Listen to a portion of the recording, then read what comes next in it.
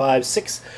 Welcome to episode 16 of the Webcomic Beacon Presents First Issue. I'm Marcus. I'm Melissa. And I'm Fes. This week, we're going to look at Suicide Squad #1 from DC Comics.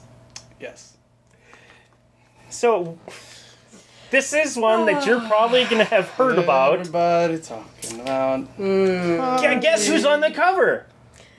You're wrong. It's Tira from Soul Calibur. That's, yeah. Fuck yes, Tira. I've been waiting for a nice kind of crossover between America and Japan. It's Harley Quinn. It's not Harley Quinn. That's fucking Tira. Yeah. Search Tira, Soul Calibur 4. That's fucking Tira. Harley Quinn has decided apparently to wear clothes that will not stay on in a fight.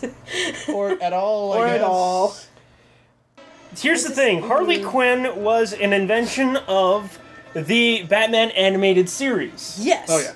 That's where she was from. That's where she is cool. She's conservatively dressed. She's very fun. Well, I mean, she's wearing a skin-tight outfit. She is. But you know, her deal is clear. You know, she's the Harlequin with the rubber mallet, big giant rubber mallet. She's dangerous and she's funny. And she actually has like Joker-ish weaponry, where the Joker, you know, he has like his fake gun. Well, she's got the giant hammer. The cartoon version Joker-ish weaponry. No, versus like the real comic book Joker-ish. I guess he's basically very more vicious than the cartoon, and I'm fine with doing a more vicious version of Harley Quinn. It's just that this just seems like somebody was watching too much porn.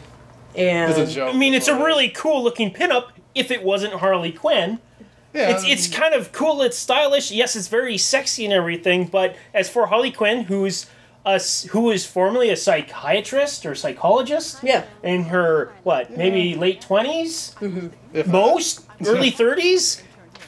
This it can't be her unless she completely fucking snapped and had a brain fucking problem. But hey, it's the new 52. It's brand new. What if she's always been like that in this continuity? We don't know. They didn't tell us. However, that's where people are going to get really pissed off. Oh, yeah. Looking at it from a #1 perspective, you had to have not seen the cartoon. Yeah, you had to have not seen the cartoon to not get pissed off at this. Yeah, and once again, it's like, well, who are they trying to market this towards? To me, they're going for the Xenoscope crowd. Okay, it's like this tells them is okay. Look, this is DC, but we got titty comics too. You know, like, if you love Xenoscope and you love Top Cow, then this is your DC Top Cow type of thing. Even Top Cow has, like, less titty comic type I mean, this is a great fan art, I have to say, of somebody's own headcanon. The cover in itself, it's not called Harley Quinn, so you can't get immediately... You could look at it, Suicide Squad. You would not think that's supposed to be Harley Quinn. I didn't even know that was Harley Quinn until I started reading. I like the cover.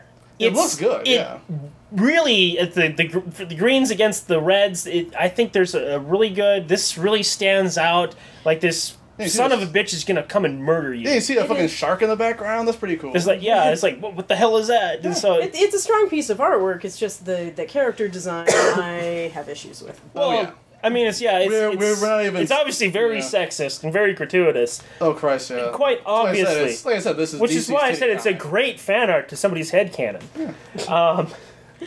So we open it up, and we get the rat torture bucket. Something. If you go look it up, if you really want. Yeah.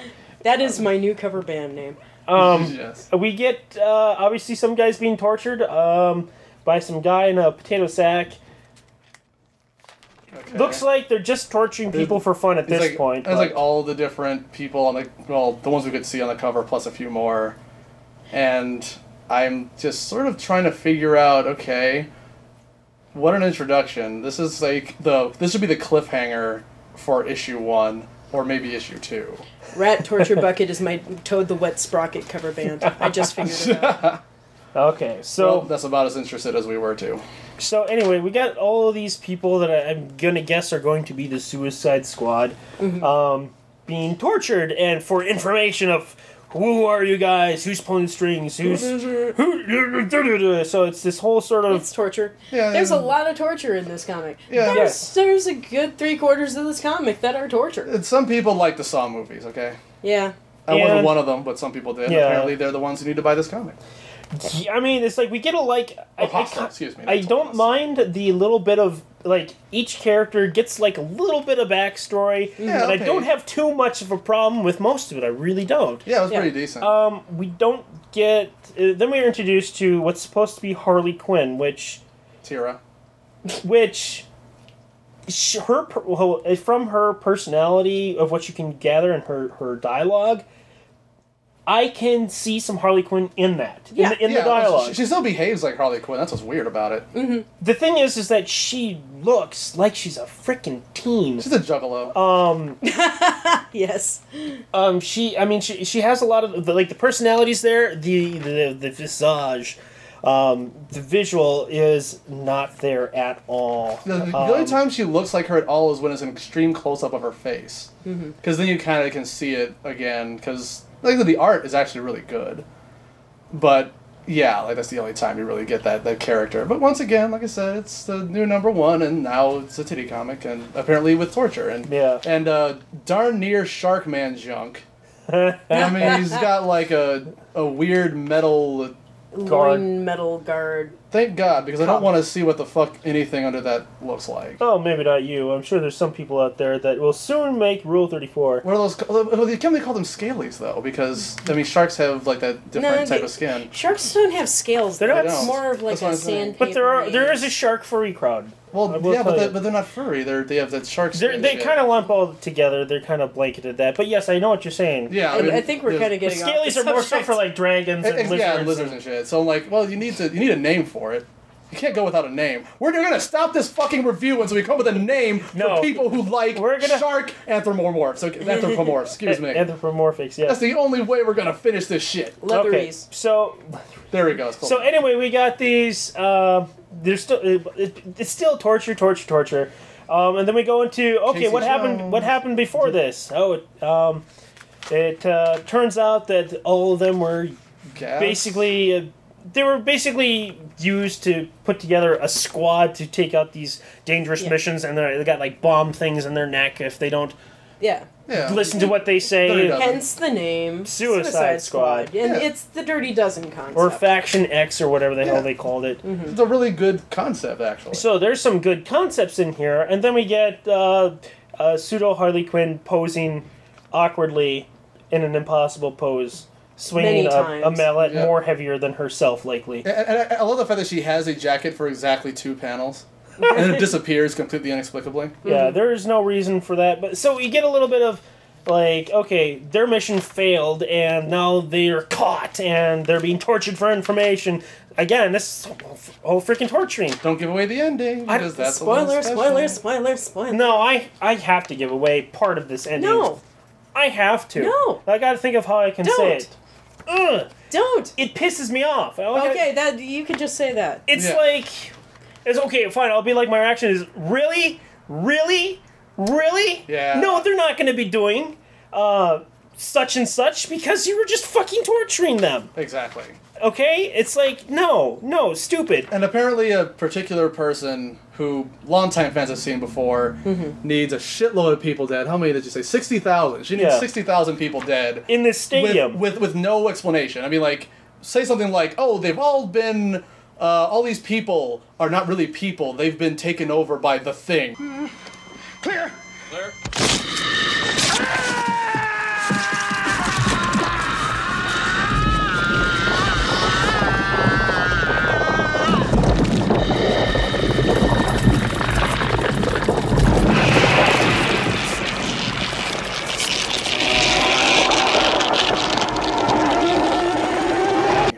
Or fucking, they're all pod people or Damonites inside them. It's just go and kill everybody here. Well, I think it's given that that's the last page of the comic, I think it's fair that it's part of what the hell is going on. We have to pick up issue number 2. Right, but for me, I'm just I don't care. So we can only conject at this point that it's maybe all of Gino's eggs.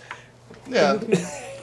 That would be interesting. I'd read that, but hey, give me a reason to want to see this. Like, if you tell me, for example, 60,000 people in this stadium have all been infected by John Carpenter's The Thing, I will fucking pick up issue 2. I don't care what I think about Harley Quinn's outfit. Okay? Like, but if you're like, oh, I need 60,000 presumably innocent people dead, I'm like, well, what the fuck is that gonna look like? It's like you just... What makes you want to watch that? Okay, you get they're all criminals with... I don't know, sort of... They're like rogue, sketchy criminals. Or something like that. They're not all likely not pure evil, but, you know, they are bad people. They've done bad things. And it's like... I don't see how you can trust these people to do anything. The bomb collars. Oh, yeah, but still, it's just ridiculous. I don't know. Okay, so... I really hope they put, like, fucking Bizarro in the Suicide Squad one day. That would just be confusing. And then it's just like, the bomb collar blows off, and he's just like, me, I'm very happy with you. And then just starts smashing people. It's like, oh, wait, I forgot. That's not going to work on everyone. So, all right, we have... a verdict. What's the verdict? Oh, Jesus Christ. I don't fucking know. For a #1 comic to a brand new reader, a #1, does this work? Yes, if you liked Hostel. If you are a fan of Hostel, or you love Sharkmen. Absolutely. Does it do what it needs to do for #1? Introduce all the characters. Oh, yeah, it introduces everybody. It set things up into such a way that storytelling will... Well, except for King Shark. Did they say anything about King Shark? Yeah, I'm gonna say it's a succeed because it does set up its premise. Your mileage may vary on the subject matter. I'm kind of iffy on whether I want to pick up the second one, but you know, all the material's there. You might like it. Yeah. All right, I have serious issues with some fundamental logic with this. Not so much the storytelling, just some of the set pieces. Is like, I don't think if this were applied in real life, I don't think this would work. I don't think this would work for several reasons, of which I would not go. I'm forbidden from giving the spoiler out for this. That's right. And if I could, you would understand why I have to give this at least a meh. If not a thumbs down, but for a #1, if you completely disregard Harley Quinn in this equation. Which you have to if you're going completely blind. The idea is you're going in completely blind. You don't know anything about Harley Quinn to begin with. It's just that she has a ridiculous outfit. Yeah.